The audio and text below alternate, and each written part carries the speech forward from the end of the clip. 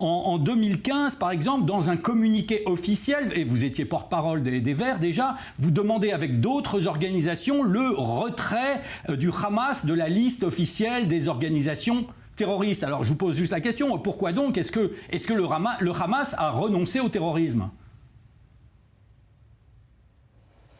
Non mais qu'on puisse avoir une critique vis-à-vis de la politique menée, on l'a vis-à-vis d'autres pays. Enfin, je veux dire, il n'y a pas que Israël dont on peut critiquer les actions. Et en effet, oui, quand il s'agit de colonisation ou quand il s'agit de liens avec la Palestine, on est en droit de pouvoir critiquer la politique d'Israël. C'est d'ailleurs cela qui fait que l'on est libre et que l'on est précisément dans un respect d'Israël aussi. C'est de considérer que toute politique menée par son gouvernement puisse être critiquée au titre de n'importe quelle autre politique, de n'importe quel autre État.